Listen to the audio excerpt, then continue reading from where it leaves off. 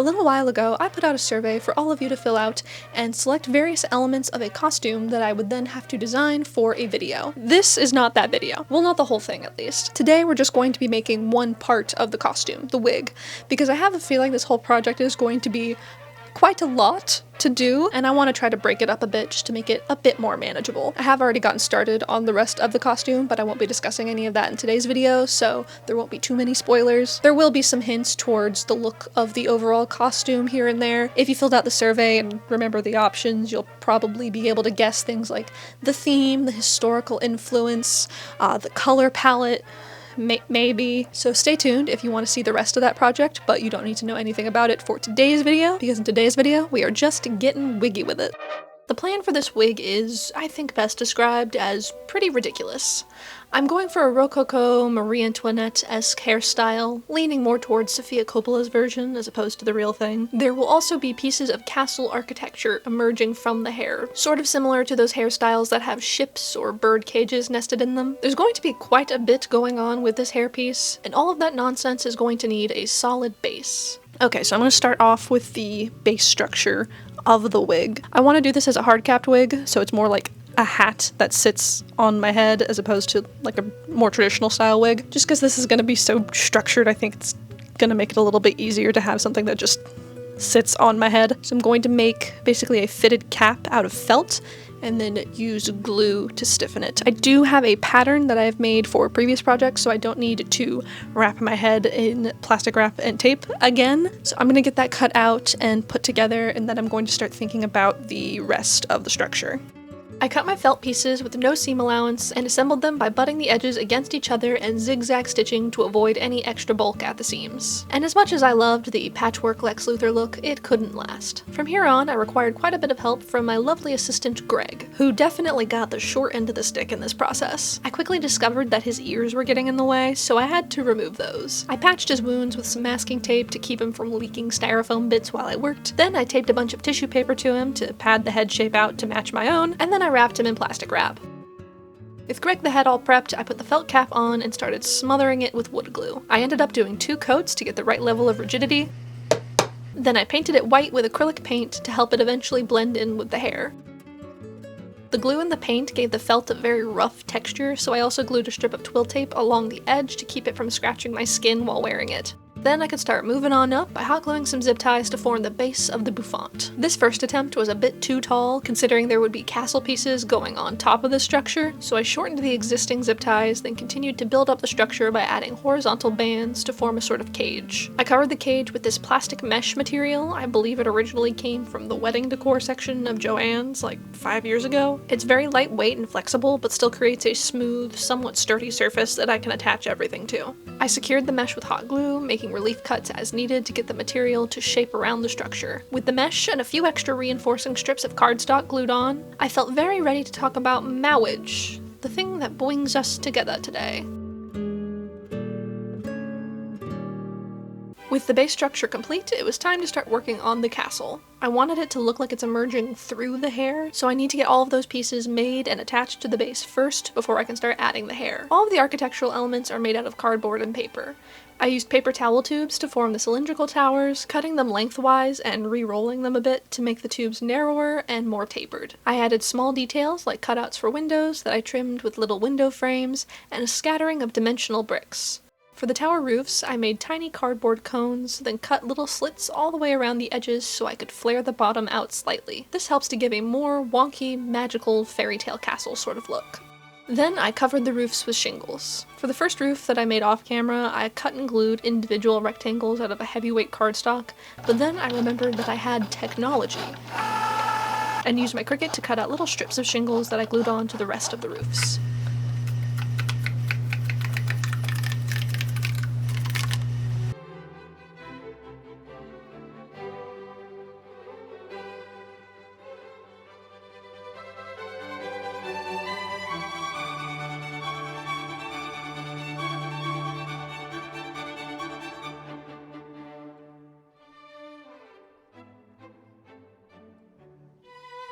In addition to the cylindrical towers, I made a few more boxy battlement style structures, including a little front gate tiara shaped piece. I patterned the rough size and shape by holding scrap paper up to the wig base, then I refined the design and built the tiara out of more cardboard.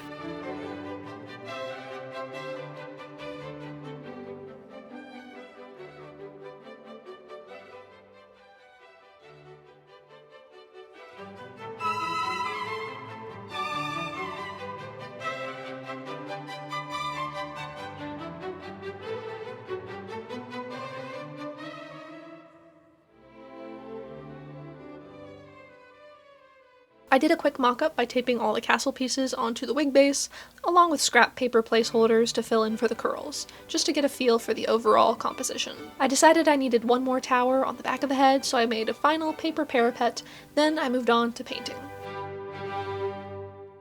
I gave all the towers a coat of gesso to even out the base colors and to give a slight stone texture as the gesso dries pretty rough. I did a coat of light gray acrylic paint, then a blotchy wash of darker gray for texture, then I painted the dimensional bricks in varying shades. Once I'd finished painting my 50 shades of gray, I moved on to the roofs, which I painted a dark purple along with the front gate. A little bit of dry brushing with a light purple to highlight the shingles finished the paint job, and then I could glue the roofs to their corresponding towers, and then glue the towers to the wig. I left the front gate piece off for now as I want it to sit on top of the hair, but with everything else attached, I just needed to cover the remaining visible mesh with batting, and then I could finally start putting hair on this wig. So I've got all the batting on. It is time to start adding the hair. The hair is the part that I'm the least confident about. I'm the most nervous. I don't really know what I'm doing. I've watched a lot of like tutorials and other project videos to try and get an idea for what I'm getting myself into. So I have a general sense of the process, but I'm still like, I don't have a clear vision in my mind is what I'm getting at. I'm not going to be using like synthetic hair for this or real hair for this because I don't have real hair budget. I don't have synthetic hair budget. So I'm using yarn. I've mostly seen yarn wigs used for like cosplays or for like doll customizations. I have done a little sample.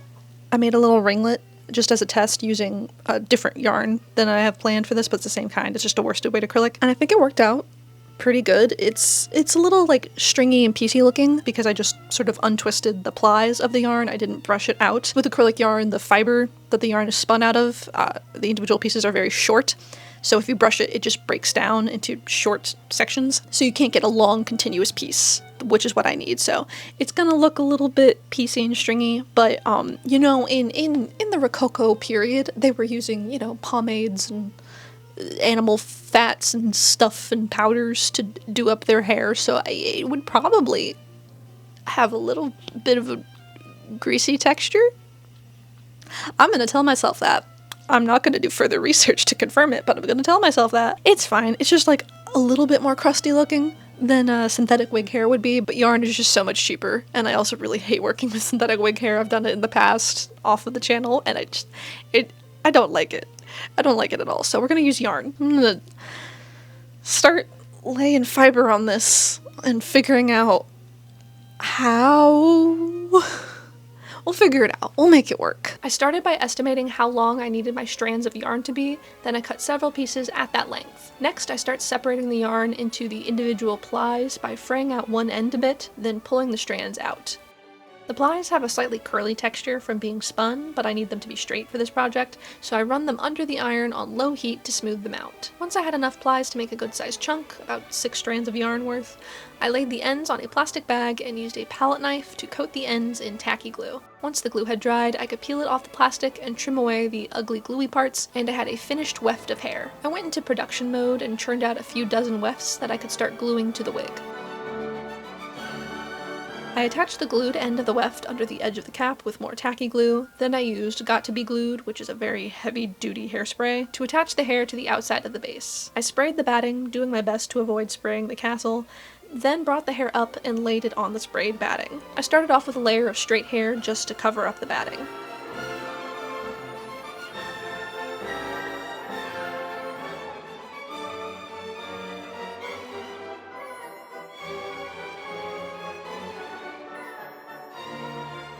Once the first layer was done, I added twisting, vine-like wefts on top to give it a more interesting texture, and to cover the seams around the towers to make them look more like they're emerging from the hair.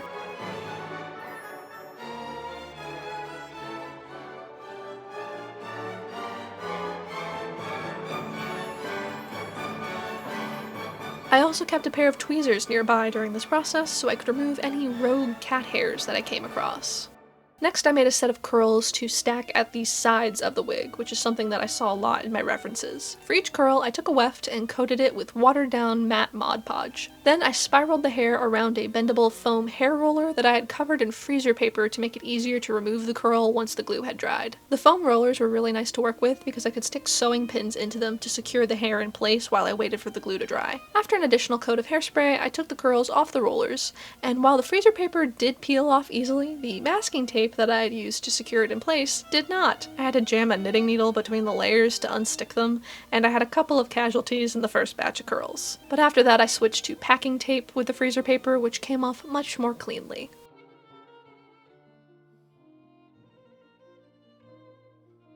When all the curls were formed, I worked out the exact arrangement that I wanted, then trimmed them to the correct length and labeled them 1 through 4 and left and right. Then I almost immediately forgot if I had meant my left or the wig's left, so I also had to label Greg. At this point, the curls were ready to go on the wig, but I didn't love how crusty and gluey they looked, so I covered them all with new wefts using hairspray to attach them instead of the Mod Podge.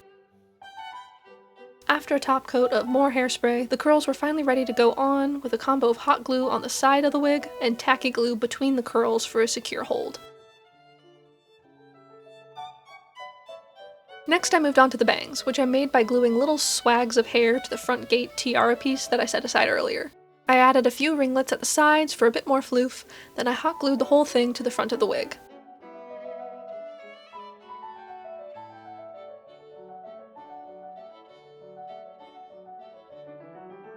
Then I flipped to the back of the wig where I added a clump of larger ringlets just at the nape of the neck. I layered in several different sizes and shapes for a nice variety, and I ended up with a lovely cascade of curls and an ugly hot glue seam, which I needed to cover ASAP. To do that, I took some faux thistle flowers that I had in my stash and liberated them from their plastic stems. They had leaves, but I did not like how they looked, at least for this project, so I made my own by coating pieces of organza ribbon in Mod Podge, letting that dry, and then cutting out some long, pointy leaf shapes.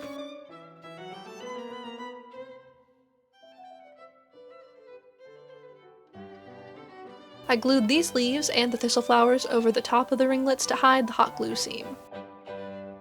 I had just a few more details to add to finish this wig off. I cut tiny flags out of the same green ribbon that I'd used for the leaves. I coated them in watered down glue as well, and wove them between several of the foam rollers and let them dry to get a squiggly, wind-blown look.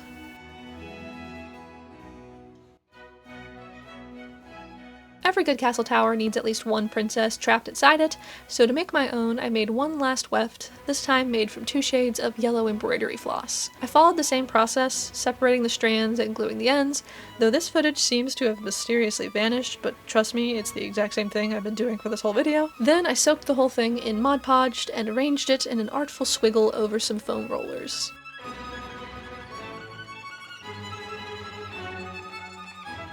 Once it was dry, I could glue it so the hair cascades down from the window in the tallest tower.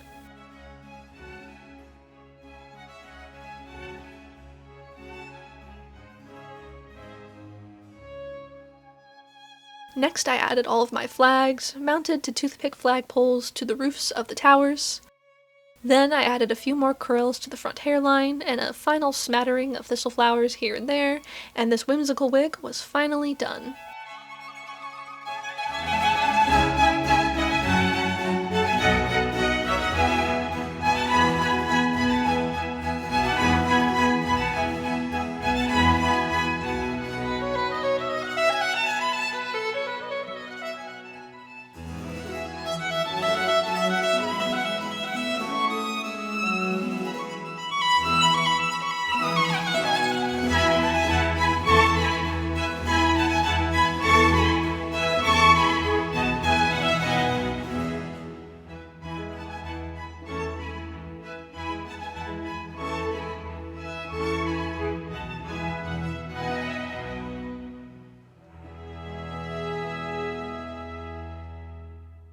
I am very happy with the final results of this project. There's definitely a few issues with the overall fit, but considering this is the first wig that I've ever made, did I mention that?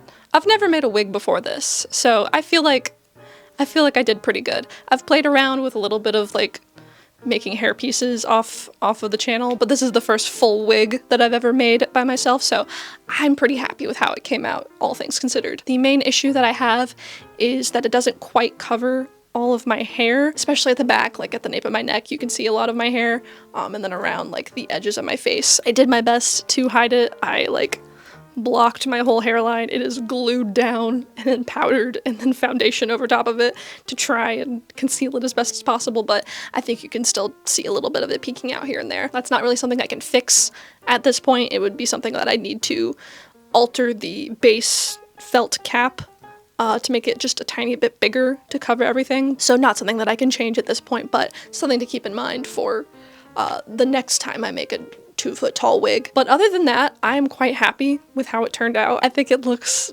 so cool. I had this vision in my mind of what I wanted this to look like, and I think I really was able to make it a reality, so I'm really, really happy with that. It's pretty comfortable, all things considered. Like, it's not super heavy. I'll try to weigh it and see how much it is. If I'm able to do that, I will put the weight of it here on screen. Also, the fit of it is really good. I don't have any pins keeping this in place. There's pins keeping my actual hair down, but like nothing actually attached to the wig. There's no like wig clips or combs or anything. It's just, that's all friction, baby. I think the inside of the cap being just felt is really helpful because it has a lot of friction, so it's like really gripping onto the wig cap and my hair underneath here. If I were to like full on headbang, it would probably fall off, but just hanging out, tilting my head around, it's staying on pretty good. I can feel it shifting a little bit, but it's not like falling off, so for no pins, I say that's pretty good. I'm also really happy with the look of the yarn hair. It definitely doesn't look like real hair, obviously, but also there's a castle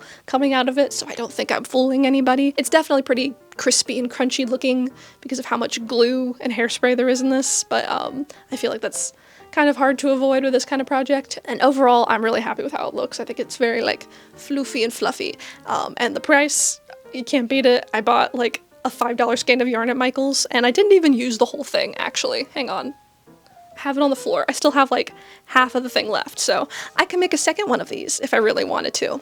I'm not gonna do that because I don't know where I'm going to store this one, so a second one would be a problem. But I am very happy with how it turned out, and I'm really excited to work on the rest of this project. As I said at the beginning, this is just the first part of a bigger project where my subscribers filled out a survey to design a costume, and I'm going to be building that, so stay tuned for that. It should be the next video, so stay tuned to see that. And if you just can't wait to know what that costume is going to look like, you could check out my Patreon, which will be linked down below. I've been talking about this project over there. I've shared a sketch of my full plan for the costume, and I'll be sharing more behind the scenes on this project over there if you are interested. Thank you to everyone who is already a patron. Your support is the reason I can do projects like this. I'm very grateful to everyone over there, especially those in the Magnanimous Maelstroms tier: Hollis Morell, Froggy in Love, Mary Jean Rue, Oscar, Evelyn, Obi-Knit Kenobi, Bear Hardy, and Perfect Primrose. So check out the Patreon if you are interested, subscribe if you would like to see the full costume project when that video comes out, and have a lovely rest of your day, and thank you so much for watching. I'll see you in the next one. Goodbye. I'm not gonna slide out of frame in this, because bad things would happen.